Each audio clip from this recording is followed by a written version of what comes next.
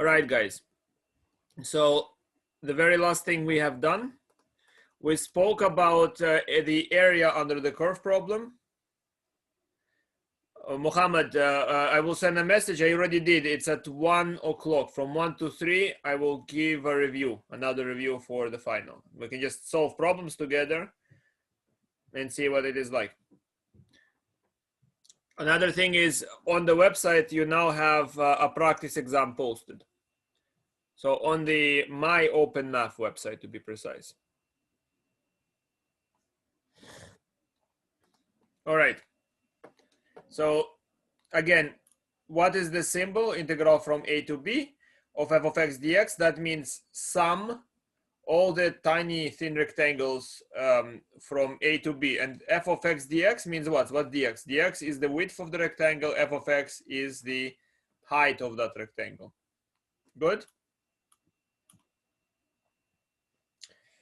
So we can do that by the right-hand rule. So r sub n, which what we do is we divide the interval from a to b into n parts and erect height of the rectangle at the rightmost edge of the interval, at the rightmost edge of the interval. Good? So that is done as follows. So if I divide the interval into n parts, I have a delta x sub n, and that would be b minus a over n. Okay, and that just means a to b divided into n parts. Now, here is the scheme of my construction. So this is the construction side. So what is x1? X1 is the first point at which I'm going to plug this point into my function and figure out the altitude. And that would be the altitude of the first rectangle. At x2, I will construct altitude for the second rectangle, and so on. Good? Now, how can you find a formula for x1? So you can say start at the point A and move to the right. And move to the right. Good? And move to the right. And you can say this would be a plus 1 times b minus a over n. At x2, I can say, well, start at a and move 2 blocks to the right. So that would be a plus 2 b minus a over n, and so on. In general, I can think that in the right method, I can describe erecting the rectangle by moving to the right k units. So a plus k delta xn equal to a plus k delta xn. Right? You see what happens here? It means you start at A and you displace by K blocks. And the size of the block is B minus A over N. Okay? So the Rn will be simply written this way. F of A plus K B minus A over N times B minus A over N. And this is now the formula. On the right is the formula, a plus k b minus a over n times b minus a over n. You understand how that formula is supposed to work? And the very last thing we did last class, the very last thing we have done in the last class is we calculated the integral from 0 to 2 of x dx. And you notice, of course, that for such an integral, there is no need to use any of those fancy procedures. Why? Because look at it. This means that that the interval is from 0 to 2. And at each x, what is this x dx? At each x, x represents the height of the rectangle and dx is the width. So x dx, you can think of this formula as saying, it's very suggestive, Leibniz created it. So if this is x, so the height of the rectangle is also x, right? And the width, which I make a bit thick, that width is dx. That width is dx. Do you understand how that's supposed to work, guys?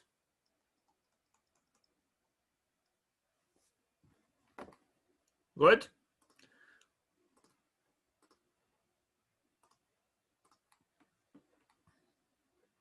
So we know without doing any calculations that the area should be, that this number should equal to 2 because it's a triangle. x dx is if I integrate x over the interval from 0 to 2. I'm really talking about partitioning a triangle into many thin rectangles of variable heights. Good. So the altitude is of the triangle is just 2, and the width is 2, and so the area has to be 2 times 2 times 1/2. So the area has to be equal to 2 if I do it correctly. So let's try to see that this is indeed what we obtain if I carry out integration. So the integral from 0 to 2 of x dx, by definition, it's I'm supposed to do this. I'm supposed to go start at 0 and displace to the right. 0 plus k times delta xn. And what is delta xn? It's this interval divided into n parts. So it's k times 2 divided by n. Do you see that? K times 2 divided by n.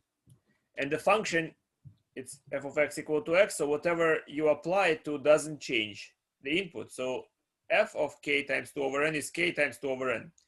So I have this right-hand sum. The summation is from 1 to n, f of xk delta xn. This means I erect 4 rectangles.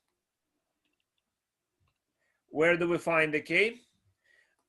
So k is, so you have to understand, k is just it's just how many units. K refers to the number of blocks displaced. So the summation simply tells us to do the following. You see the summation? It's just the sigma notation. There is no k to be precise. This is just a sigma notation to carry out the following, right? So delta xn, if the interval is from a to b, it's b minus a divided by n. So this tells me to do this: f of x1 times b minus a over n plus f of x2 b minus a divided by n, right? And onwards, f of x all the way to f of xn times b minus a divided by n. That's what that formula is saying. Are you following me, guys? Which is what? According to the displacement, if I start at the point A, this tells me to do this. Start at A and then move by 1 unit, b minus a divided by n. Plus start at A and move by 2 units. So those are the sums of the, I factored out the b minus a over n. Those are just the sum of the altitudes.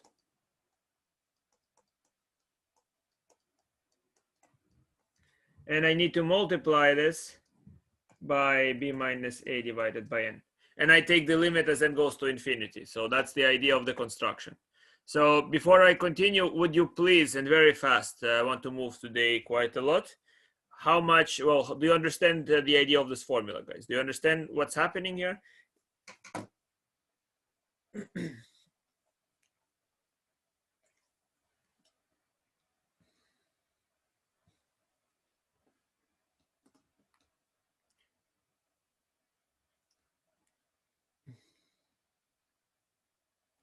Yeah, you understand the idea, guys, right? Don't look at the symbols, see what's the idea. The idea is very simple. We just stack a bunch of thin rectangles underneath the curve.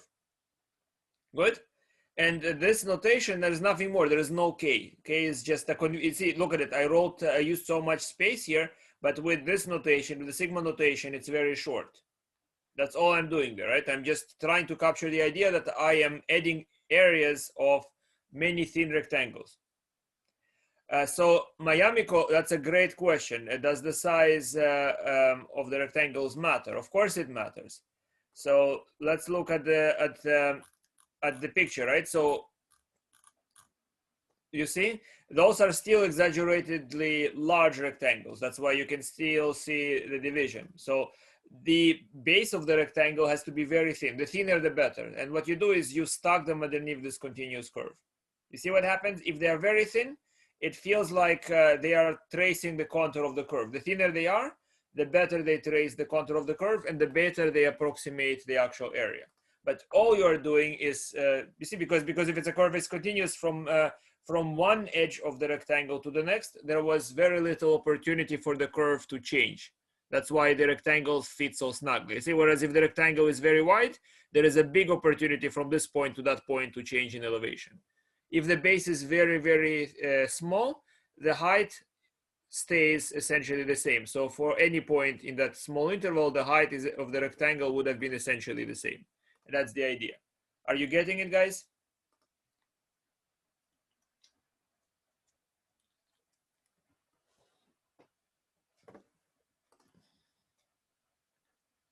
Good. Make sense? So let's move on. Again, we're testing this this procedure. Do you understand what is that xk? Xk is in this case for the right hand. That's why I say r sub n here, right? R sub n means that I decide to approximate the curve by producing n, where n would be a large number of rectangles underneath and placing them underneath the curve. So in this example, the n rectangles that approximate this curve will be as follows. They are,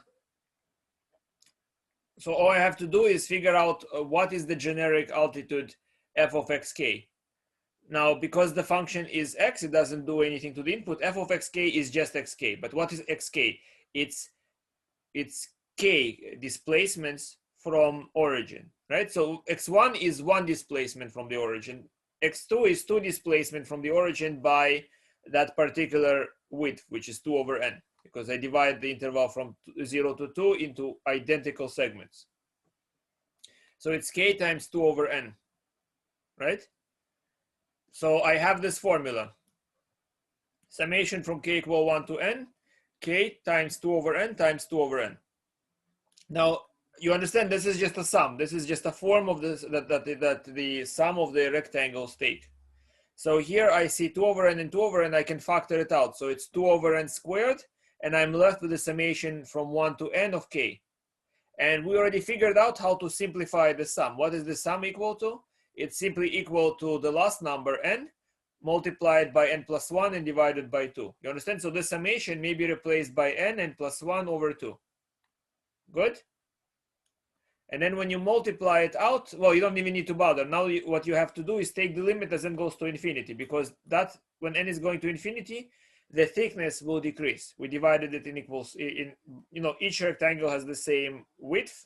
So if n is very large, or if n goes to infinity, the approximation should become better and better, leading to the predicted result of 2. Do you see this is just now a limit at infinity? As n goes to infinity, what remains? Numerator is n squared times 2 squared. That's what survives, that's what's important in the numerator. 2 times n squared is what's important in the denominator. You agree? So I only pay attention to the leading terms and their coefficients. So here I will pay attention to n squared and the 2 squared. Here I will pay attention to the n squared and the 2. So this looks to me right away as 2 squared n squared divided by 2 n squared. And the answer is 2 squared over 2, which is exactly 2. Good? Clear, guys? Now, here is another example. Integral from 1 to 4 of 2 times 3x. Okay? Slightly more complicated example. Now, I can easily figure out what this integral, because, well, I can make it simpler. I can parcel it up. I can either do it all together or decide to parcel it up. You see, 2 and 3x. So what is this? This is the same as, well, first of all, my function, my f of x here is 2 plus 3x. You agree? That's basically the altitude of the rectangle over position x is going to be 2 plus 3x. So how to actually figure what that might be? All you have to do is let's say use the right hand method. You can say right hand method is just you take, this is the construction scheme of the right hand method. So this would be 1, this is 4, and you move by this would be 1 plus delta x. and this would, and then you move again to the right, that would be 1 plus 2 times delta x, and on onwards. You see, that's the construction scheme here. Now, what are the values here? So if I divide into n rectangles, you see what happens, guys, right? Divide this into n rectangles, you just take 4 minus 1 and divide by n. So you have 3 over n is the thickness of the rectangle, of each base of each thin rectangle that you're creating there. So then I have to describe a generic point of construction, which is x sub k. Do you all understand this business of x sub k? It's like I'm telling you how to methodically construct x1, x2, x3, x4, x5. I can just speak about a generic. It's like when I want to talk about all people, I speak about a generic man, right? Good? So for instance, that's the common abstraction. If I were to say all Russians roll their R, what am I saying? I'm saying Arkady is Russian, Arkady rolls his R. Right? And Boris is Russian and Boris rolls his R. Right? And Dmitry is Russian and Dmitry rolls his R. You understand? I cannot go Dmitry, Boris, like I cannot go over all the million people individually, so I make a generic statement. So that right away applies to each individual. It's like I'm simultaneously talking about everyone. You follow? So that's exactly what x sub k is. It's just a generic. There is no k, guys. You see, when you pay attention to k, that means you are nominalists. You are paying attention to the symbols, but not to the meaning. Okay, avoid that. That just means a generic point at which I erect my altitude. Good? So x sub k is 1 plus k times delta xn. Good? That means start at the point 1. Yes? Start at the point 1 and move to the right. K times delta xn. Yes, so it's 1 plus k times 3 over n. So this is now the function evaluated at this xk will be 2 plus 3 times xk. And here I simplify it. You see, I just write it's 2 plus 3 times what is delta xk. It's displacing from 1 by k width of that interval. So when I simplify it, I get 5 plus 3k times 3 over n. And then when I place it in the Riemann sum, all I do is I have the altitude of the rectangle multiplied by its width, and I sum over all k from 1 to n, right? That indicates here that the altitudes change. That's why there is a k here. And here there's no k because the widths are staying the same. You understand?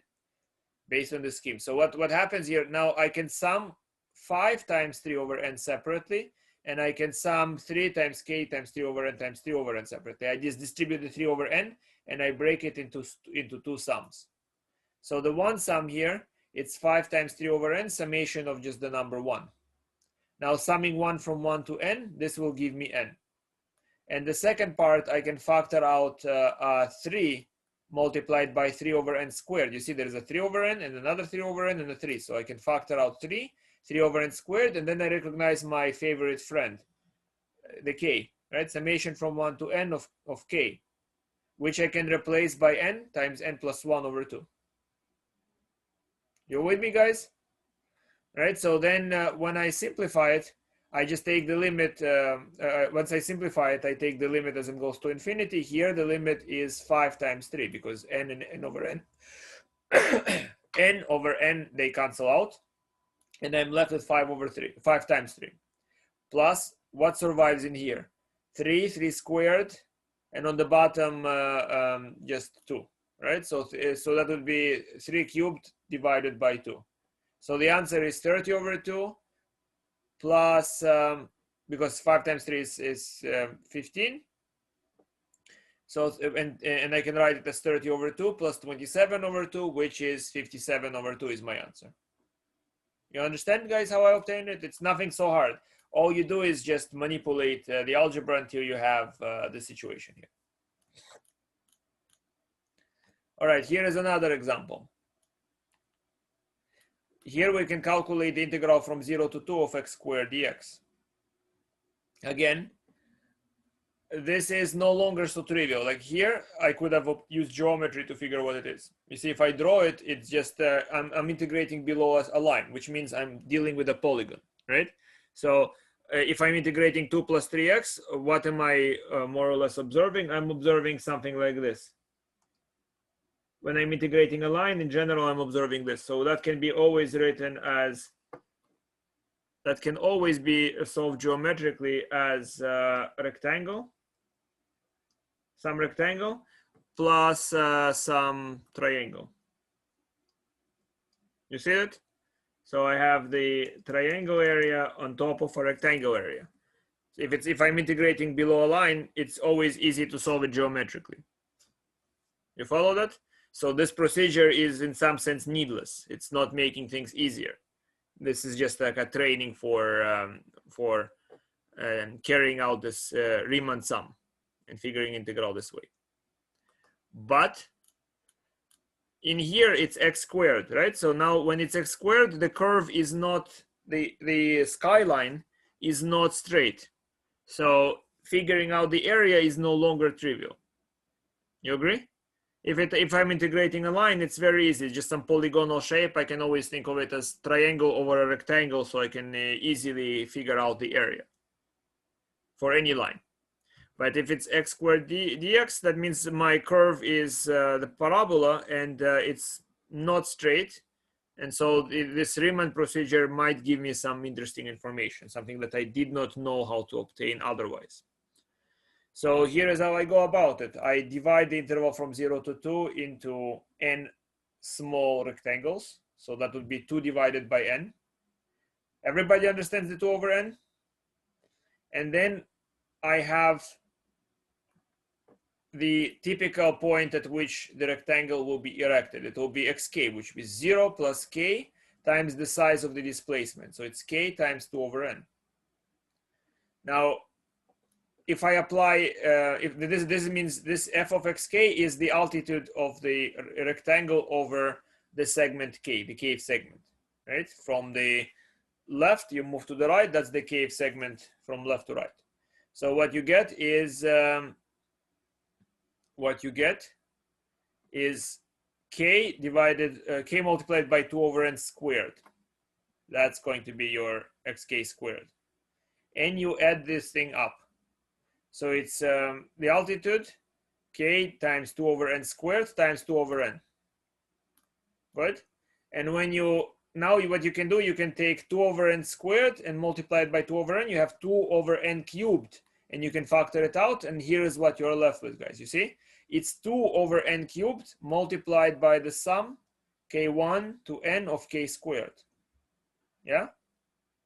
Which is 2 over n cubed.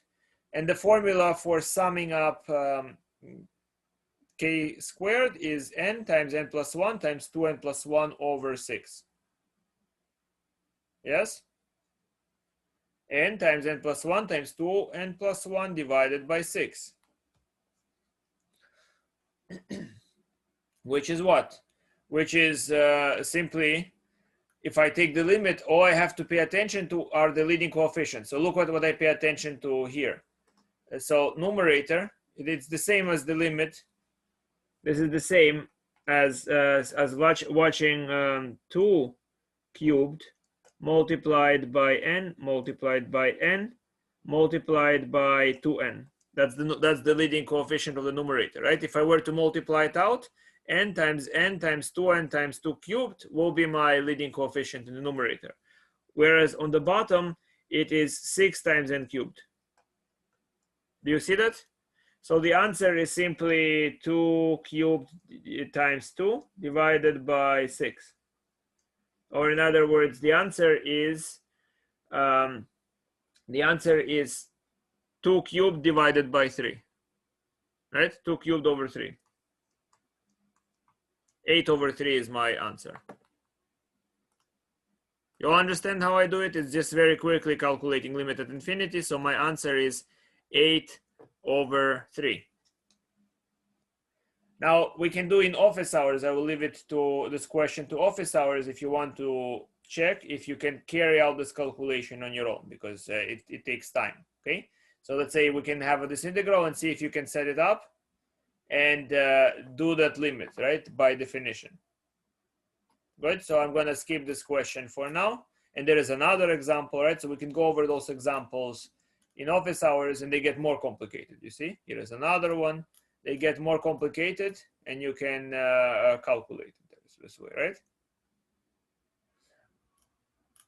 Now, here is again, I'm trying to illustrate by such pictures what's going on, right? So this is a typical, this is y equals f of x. This is a typical rectangle erected below this curve. Now, if you were to zoom in at that part of the curve, you see that, that this part of the curve from xk minus 1 to xk, it doesn't have to be necessarily a rectangle. But the idea is if it's very thin, there is very little difference in altitude, no matter where you pick the xk. I call it xk star this way. It could be the rightmost point, the leftmost point, or anything in between. The altitude that you would have obtained for that rectangle would essentially be the same. And therefore, in the limit, the area would have been the same regardless of where you decided to erect the altitude. Here, we just made it before in the procedure. We made it regularly the right-hand point, but it could be any point in this interval if the function is continuous. Do you understand, guys, the idea of this picture? I'm trying to suggest that, you see, I could have erected it here, and the difference would have been minuscule. And in the limit, there will be no difference, because in the limit, when you make it very thin, there is just, over each rectangle, the continuous function is barely changing. To prove it formally, you see, you might, if you are analytically minded, be worried that it does not always work, and you would have been right. That's you doing analysis. You can prove it formally, and what you need for that is a proof that continuity over a compact interval is necessarily uniform continuity. So that then you can estimate the errors precisely using, by the way, delta epsilon type of thing, right? Where you can prove that no matter where you create the altitude, the result will be the same. Understand? In our class, I'm just going to say, well, it looks like it would be. It's very highly intuitively, I think, it's highly intuitive that the result will be in the limit the same, regardless of where I select the elevation. Of course, if you partition into finitely many rectangles, you do expect variation, okay? Because finitely many rectangles, you change the altitude a little bit, there might be a slight variation. But if you have a partition that involves many, many rectangles, that variation will be barely noticeable. And in the limit, the idea is it will not be noticeable. Good? All right.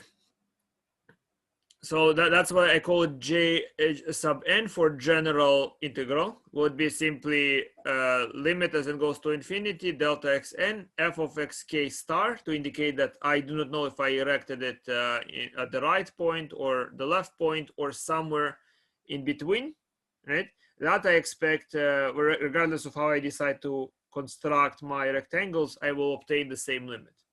Good? Now, let's see if you are good at this idea, guys. Can you, and I need you to do it very fast. Can you do that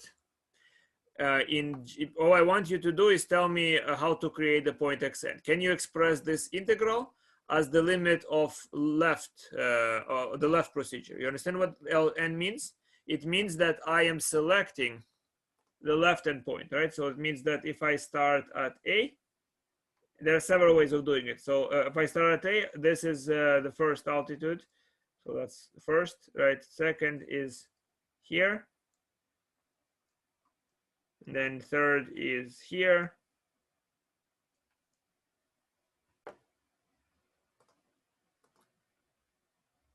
You follow what I'm saying? In this scheme, instead of, so this is one interval. This is one interval here, right?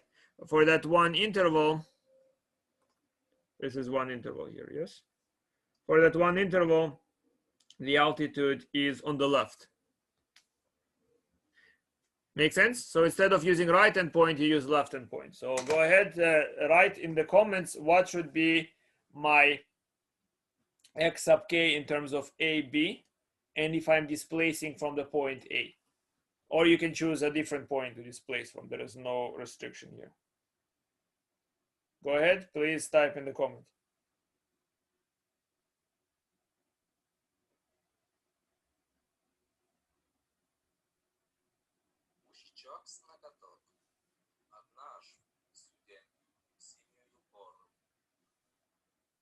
All right, so let's do it this way, right? I'm gonna wait until I'm listening to this German report. Okay. You have a few moments.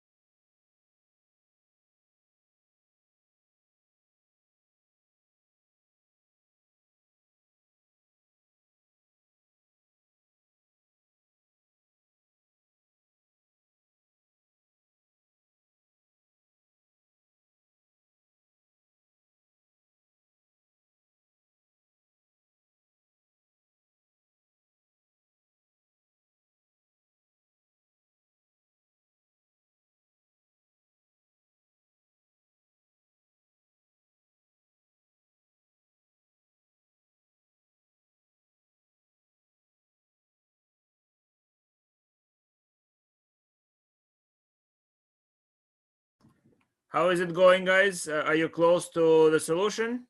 Okay, Christian, you decided to go from B. That's wonderful. Makes absolute sense. Beautiful. What about the other guys? How long do I need to wait?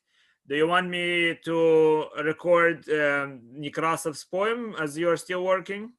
The German guy is quoting Nekrasov. Or are you ready?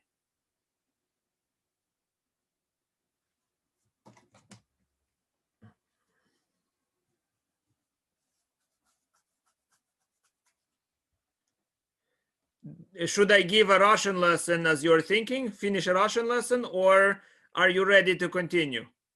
Because you see what I'm doing, you can hear it pretty much right over here. You see, we're so slow here that I'm supposed to be doing it in parallel. Мужичок с ноготок, однажды студенью семью пору, если сувищ.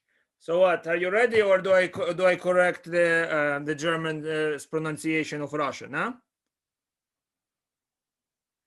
Maybe I'll finish writing War and Peace. Hmm? God damn it.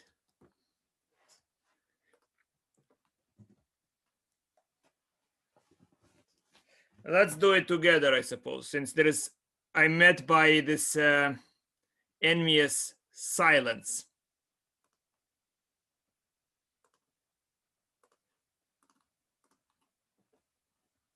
All right.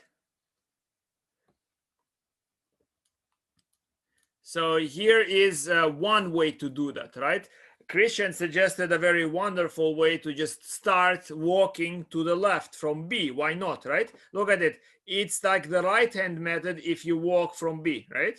It's always moving farther. So you can walk from B towards A, and that will accomplish it, right? I might just, I might do it one way or another. Here is one way to do it.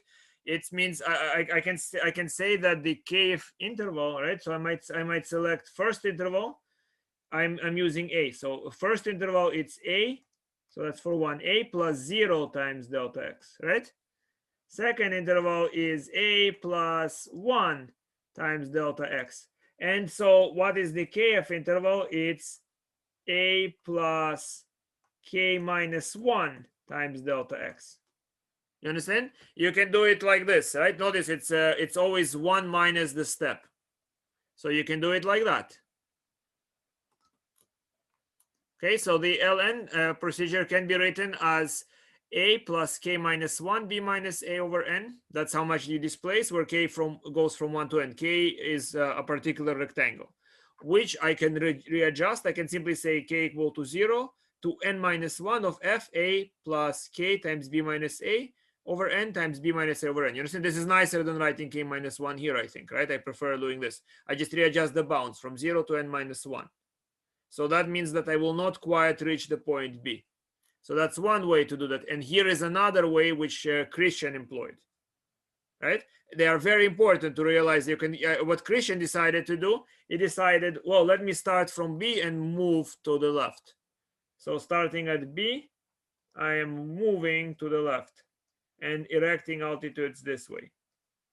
Obviously, I will obtain the same rectangles, correct? Same rectangles, but just moving from B.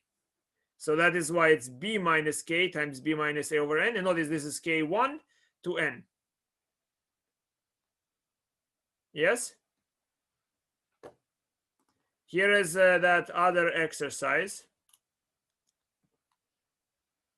And here you are trying to express, see if you're trying to express the integral from a to b, f of x dx, starting at the point B and using the right-hand rule. You understand? It has to be the right-hand rule, which means that for each interval segment, you are seeing that the rightmost point is used to erect the altitude. Do you understand what I'm asking? But I want you to start walking from B. So using the right-hand point over the interval, in other words, I want you to do this procedure. So you go and you erect obviously at B, then you move here, you erect here, you move here, you erect here, and onwards, right? Until the last interval. This is A, this is B. Write me a Riemann formula for the generic integral from A to B, f of x dx, Rn, right-hand point, starting at B, please. Do it fast.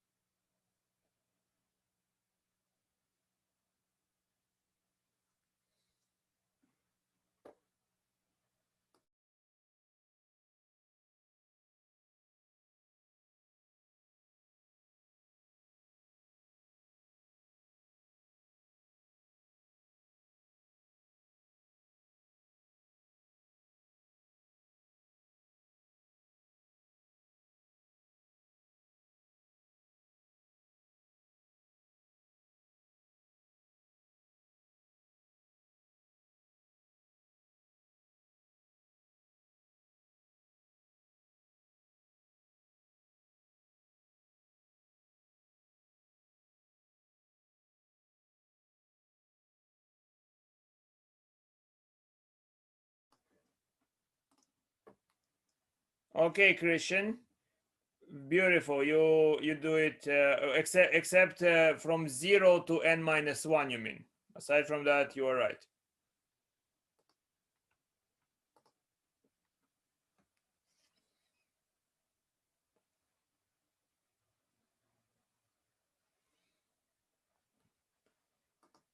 Yes, Christian, one small mistake up to n minus 1. That's what I said. All right, so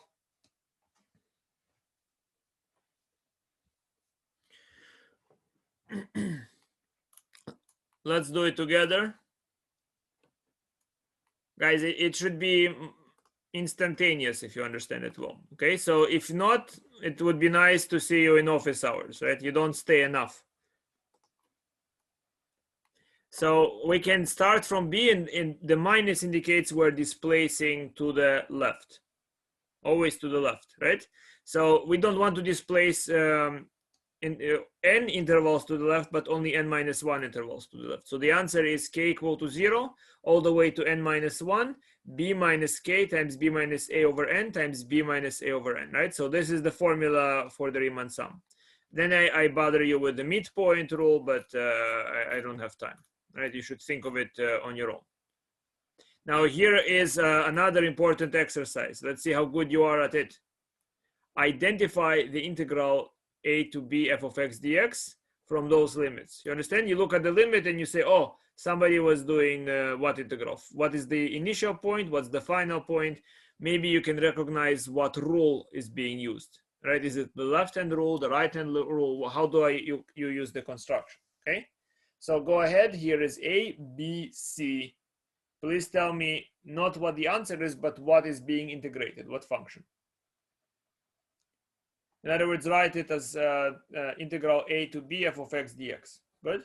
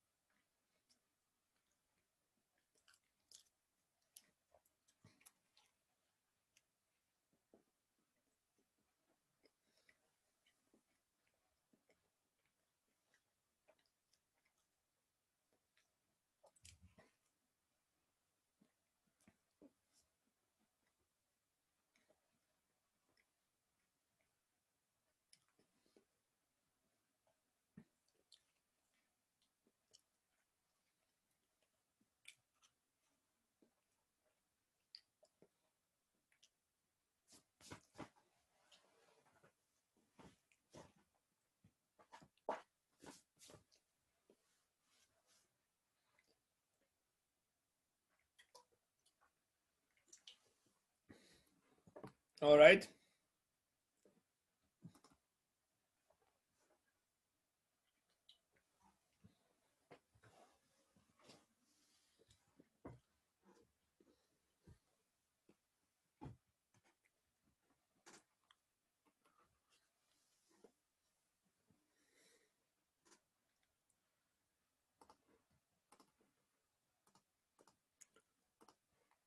All right, so let's go through it.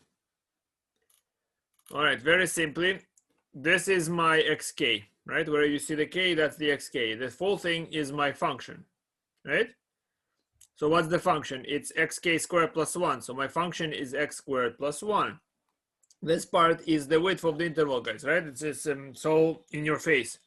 Now, what rule is being used here? So you can easily see what point we begin from, because you set k equal to 0. If k is equal to 0, the initial point is 3. And then set, regardless of this bound, set k equal to n, it's 3 plus 2. You see? B is 3 plus 2, which is 5. So the integral is one way to write it. There is not a unique way. There are several ways to do it. 3 to 5 x squared plus 1 dx. You all follow how I did it? I just identify the xk, I put 0, and then I see the initial value. I put n, and I see 3 plus 2, it's the final value. So it's 3 to 5 of x squared plus 1. Good? All right, so now if that's good, at least one person shakes head, and maybe it's not good. Tell me what is happening here. What's the integral for b, please? Do it fast.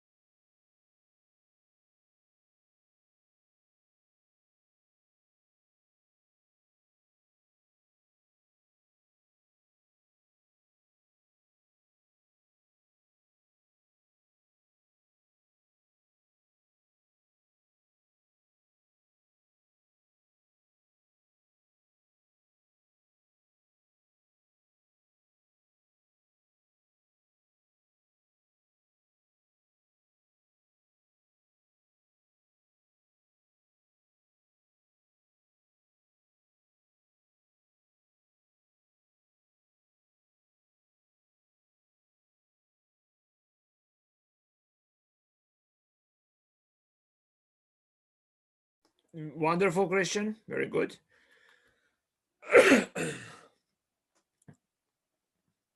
So one person does it fast. What about the rest of you?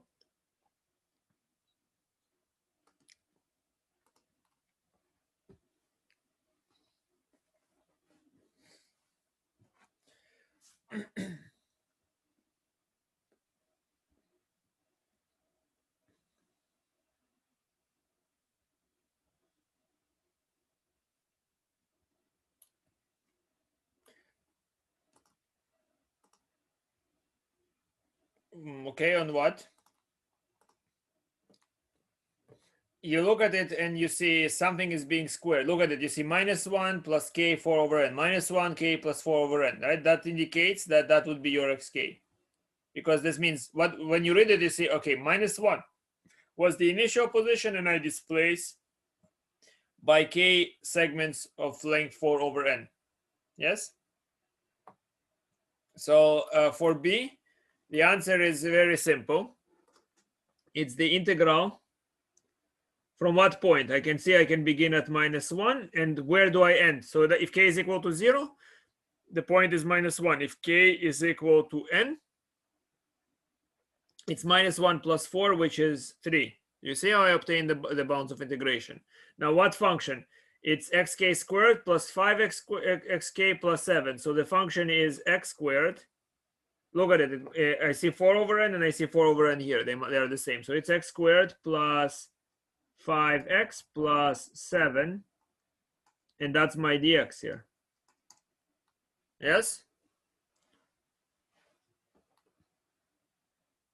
Very simple. This so okay, and now this thing, guys, this integral. So here I was using right hand rule. You look at now this expression. What's the integral for c?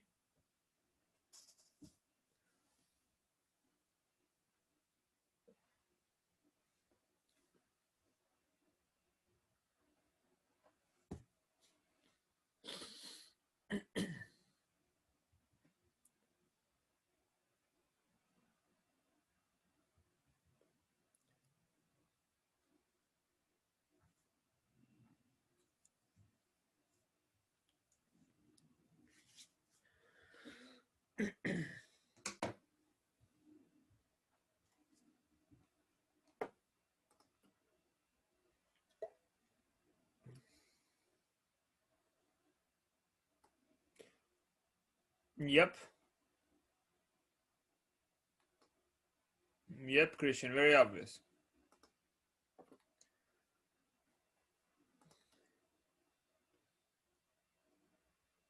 Very good. Sumaya. What about the rest? Only what, 2 people?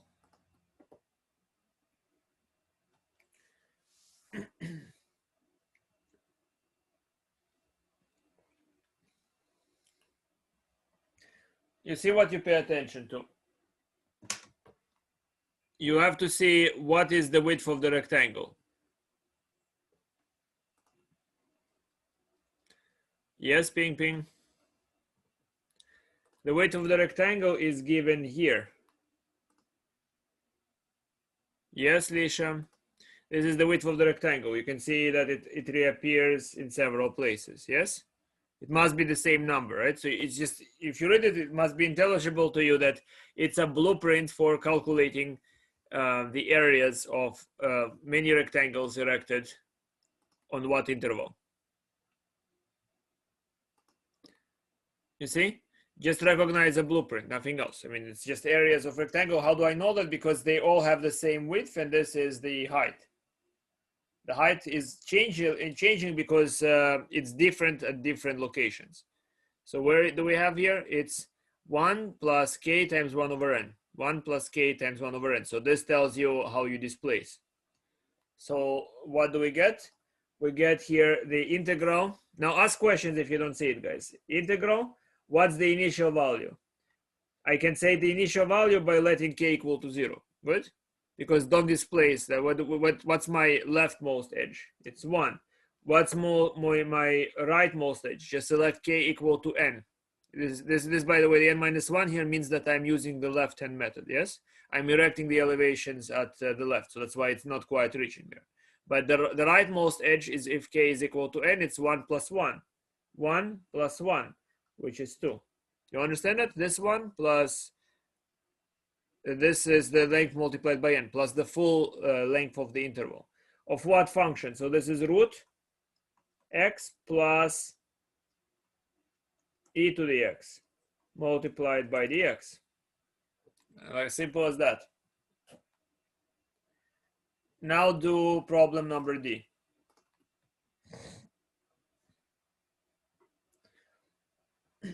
Stay after class if you are not getting it. Don't go. Don't go. We have an exam soon. Final.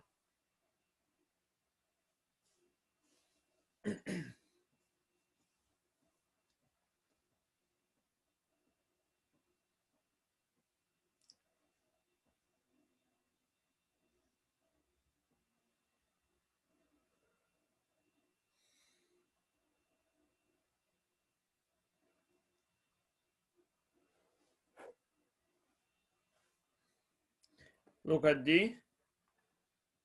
What's the integral?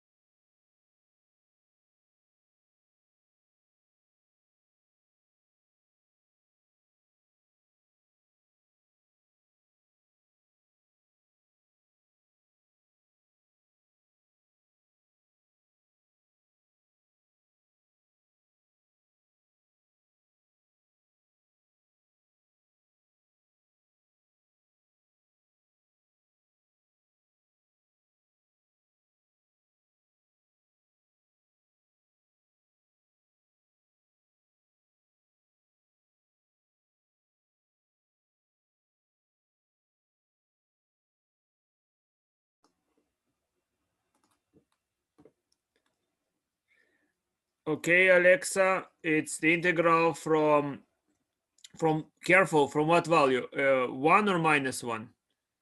You see where do we begin? You see there is a minus 1, and then minus 1 to how much do we add at the end, right? So to what? You're right about the function, but from what is the bound?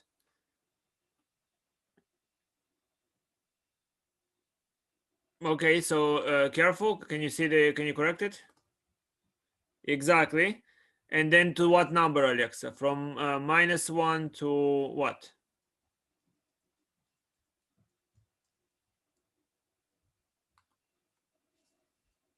Exactly, beautifully, right? So that's simply the integral from the very last one the integral from -1 to 0 e to the x dx. There are several other equivalent ways of doing that. You see equivalent formulas that will be correct. I will recognize all of them. Make sense? I hope it does. You see, place k equal to 0, you get -1. Place k equal to n, and you get -1 plus 1, which is 0. What function? E to the x. You can see the width of the interval here, 1 over x. 1 over n, I'm sorry. Okay.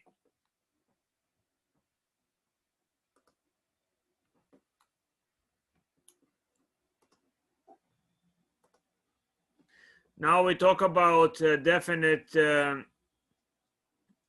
integrals. So I'm not sure if you know what's Pygmalion's Galatea or Rabilov's Golem, but the idea is this: once you give life to some idea, it will do what it does. It takes its own actions, its own decisions. You understand? So you intended the symbol to indicate area under the curve.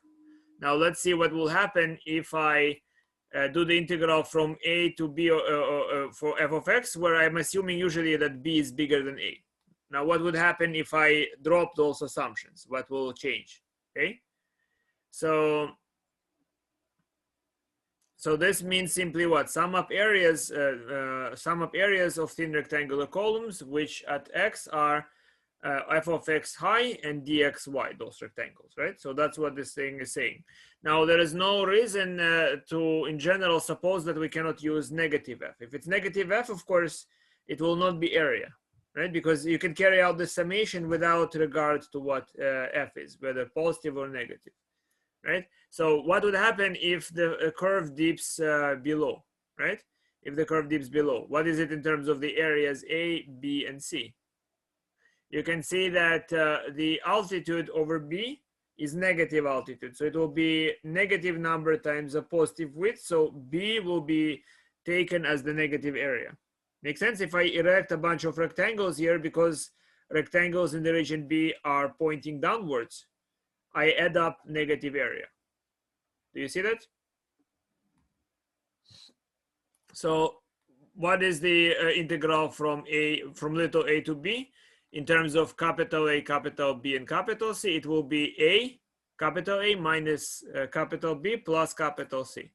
You understand why minus? Because f of x dx, dx is positive, f of x is negative.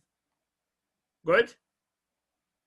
Now let's see what else do we, what properties can we deduce about integration. So first property is that the integral of c from a to b, that just means it's a constant. So that is a rectangle of height c and width b minus a. Good? So number one is obvious. If c is constant, it should be c times b minus a. Good? If I take two functions, f of x and g of x times dx, and I integrate, it will be the integral of one plus, depending on is it plus or minus the integral of the other. That's also clear because of the algebra. It's just a summation of f of x plus, let's say, g of x times dx. So I can distribute the dx and break it into a separate sum involving only f and a separate sum involving only g. So this property, I hope it makes sense. Guys, confirm in the text that property number two, it makes sense to you, if it makes sense to you. It's a simple idea, yes? Because what is this? It's essentially a summation of f of x plus g of x times dx. So I can distribute the dx through. Yes, it's really nothing more special than the usual laws of foiling, right? It's like distribute the dx. I distribute the dx and I have it ready. Yes, distribute the dx, add things up. What is it in 3?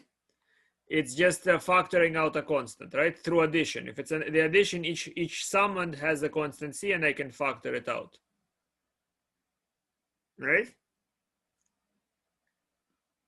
Now there are properties 4, 5, and 6 that we want to talk a little bit more, right? So here again, 1 is just clearly just a rectangle. So I know right away that the answer is c times b minus a. I can kind of do it using Riemann sums, and I see that as well. In B, I just added for addition. You see what happens. It's f of x plus gx dx. I can distribute the dx and group together f and g separately, right? So that's why this is true. Yeah, that's in Riemann summation I'm showing it. This integral is just limit as it goes to infinity of a finite sum, and finite sums can be rearranged, and then you take the limit. Good? Now, this is also clear because 3 is, as I mentioned, it's clear because it's just, it involves foiling or factoring out the constant c.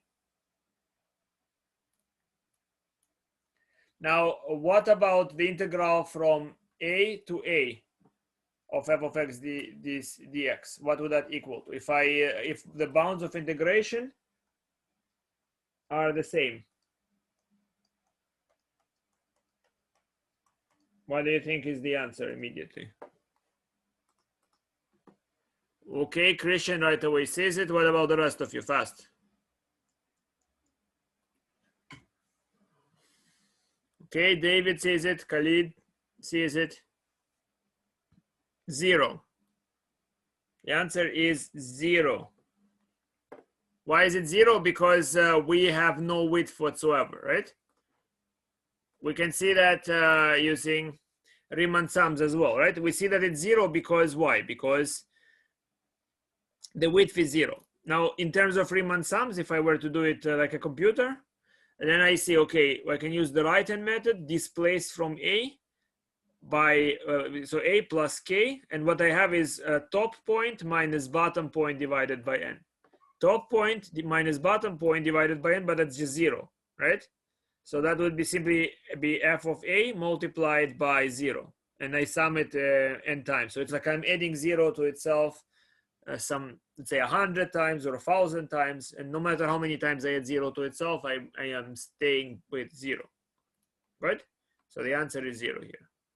Now, problem 5 asks this question: what happens to the integral if I interchange a and b?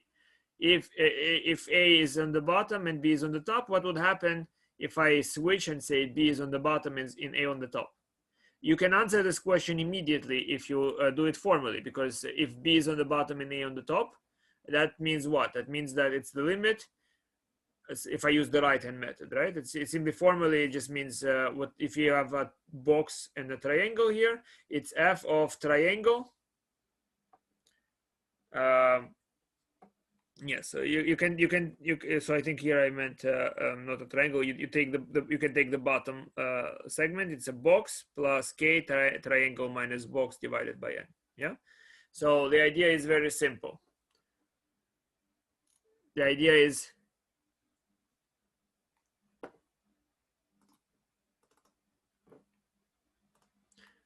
if I have this, guys, if I have a, so if I have b to a,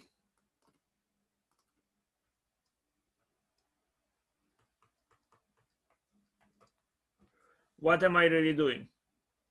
I'm taking the limit. Let's say if I use the right-hand point, the right-hand rule, it tells me to carry out the summation k equal 1 to n of f of the first point, the bottom point, plus top point minus bottom point. So it's a minus b divided by n multiplied by k, right? Multiplied by top point minus bottom point over n. Is this clear? Okay, Gabriel, of course. If you have to go, you have to go.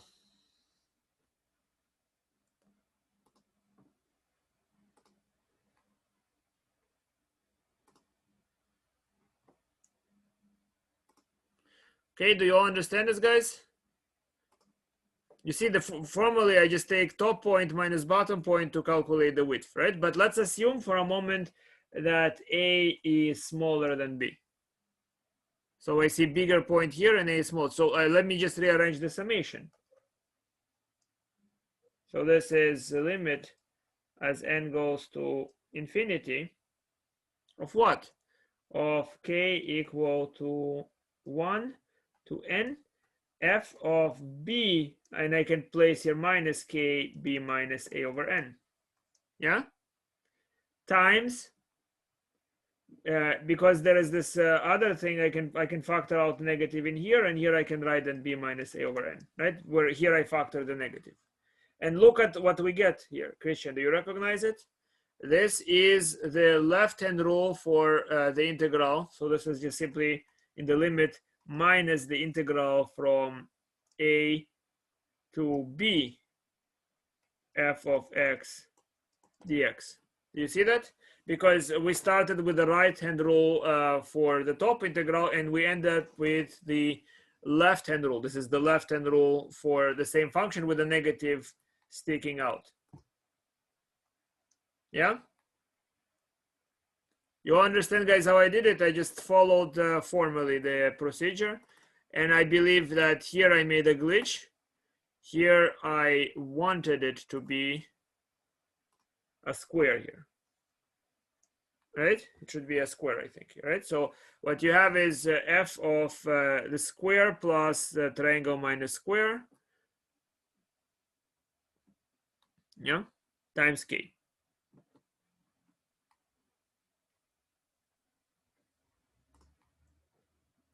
Good.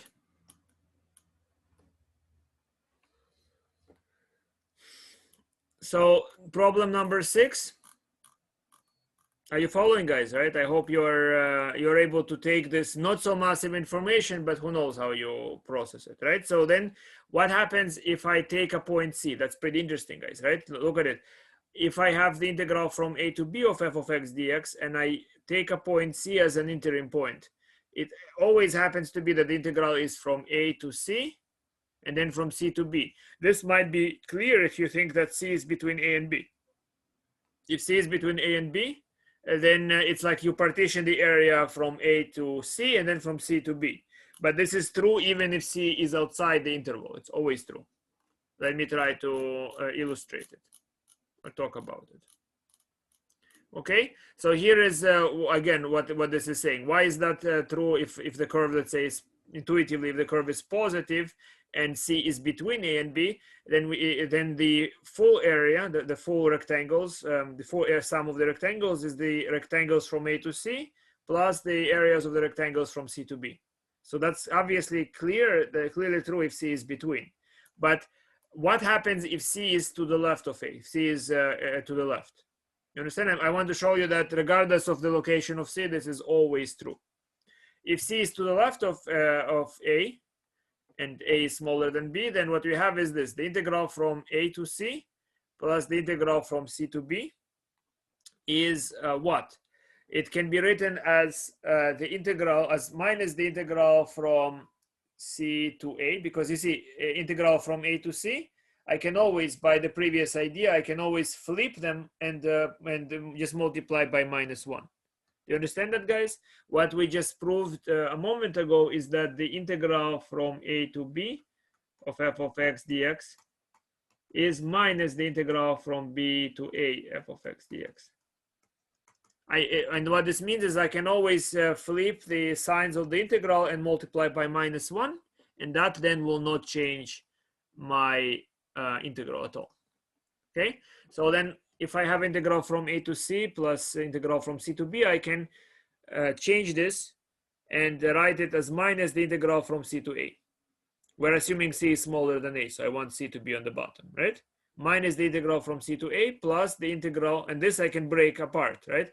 Now this would be the integral from c to a, because it's from c to b, so c to a, and then plus the integral from a to b. And look what happens here. This integral and that integral cross out, and I am ending up with integral from a to b f of x dx. Do you understand what I'm saying, guys? Or you entirely just, you hear symbols a, b, a, b. Do you understand me?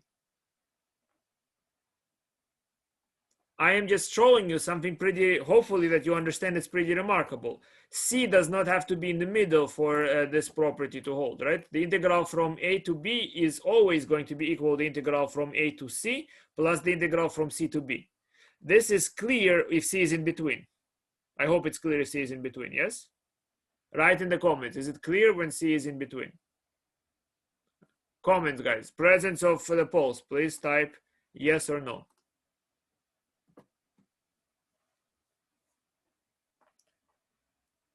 Okay, no. Thank you, Alexa. Well, and others?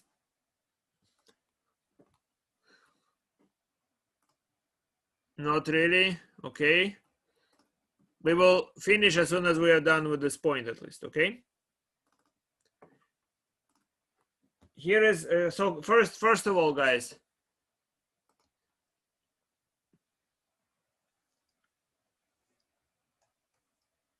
Let's consider this picture.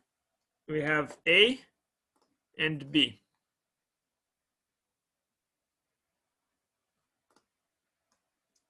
Yes, and here is a curve. Good.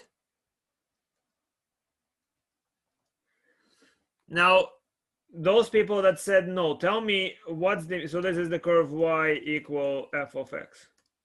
Tell me, please, what does the integral a to b f of x dx represent? Would anybody dare to speak or type comments?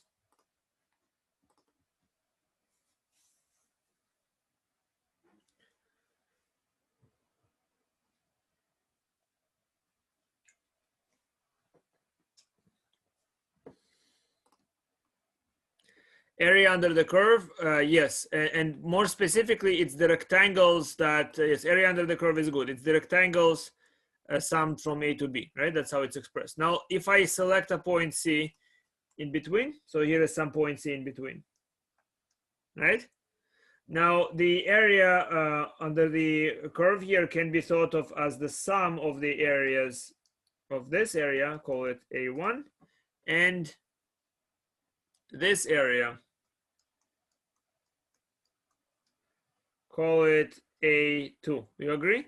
So this is equal to A1 plus A2, which is, what is A1? In A1 is the integral from A to C, f of x dx, plus the integral from C to B, f of x dx. Yes? Is it clear now? That if I put a point C in between, it should be that, you know, each of them can be expressed as integrals. It should be clear that this integral is the sum of those two other integrals. So Alexa, did I clarify it? And somebody else said also not really, maybe Risha, I don't remember who said it. Yuzu, right? Is it clear? And Irvin,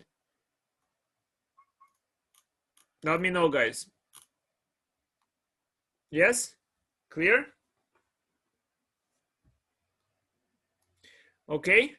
Now, what I was trying to say is that this is even so, even if I select the point C to the left of the curve. So here is A, here is B,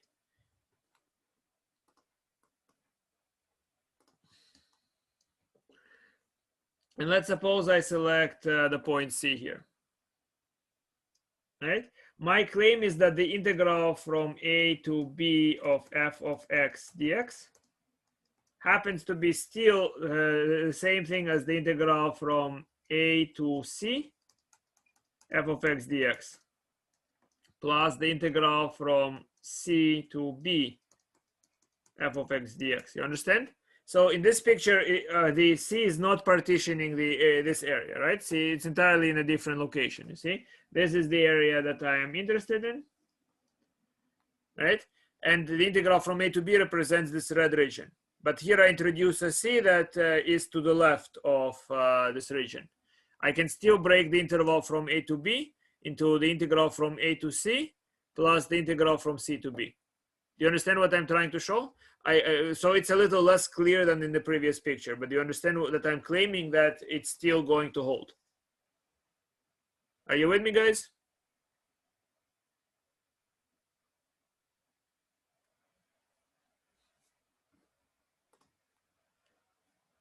Okay, what about the rest of you?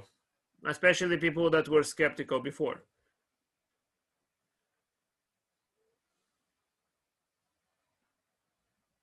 Yeah.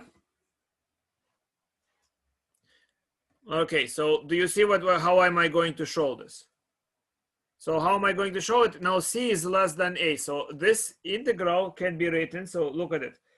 The integral from here is I'm doing it this way. So the integral from c, so from a to c of f of x dx plus the integral from c to b f of x dx happens to be what? So c, look at the picture, guys. C is to the left. So the integral from a to c, that's one thing that you have to understand. It's the same as minus the integral from c to a f of x dx. If you haven't understood that proof that I explained, you should stay after class, right? I'm going to finish in a few moments. You should stay and we should discuss that. Isn't what supposed to be minus? So I'm not finished. So a to c, it's the same as minus c to a. Okay. If I put a minus, I can reverse the integration signs. I can flip the bottom to be the top and the top to be the bottom. Okay.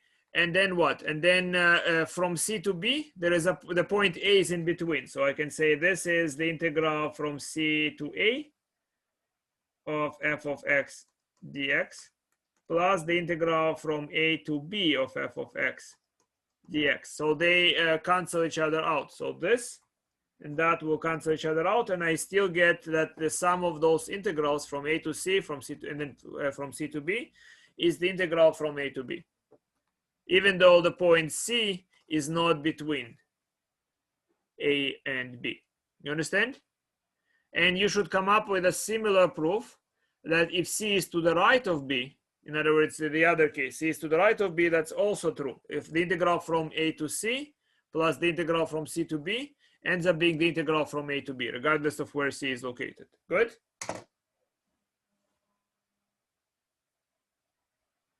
Good?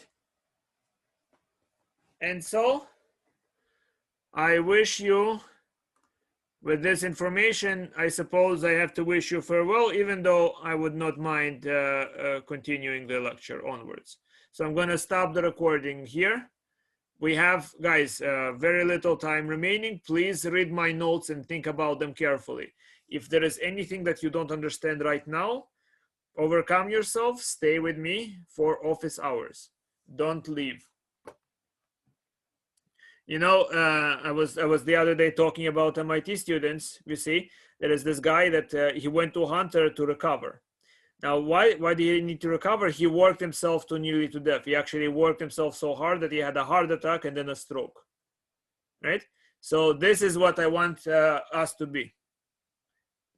Slightly minus the heart attack, right? We will remove that a little bit, right? We need to work very hard. That's how you achieve tremendous success. If you don't have a stroke, of course. All right, so I'm stopping the recording.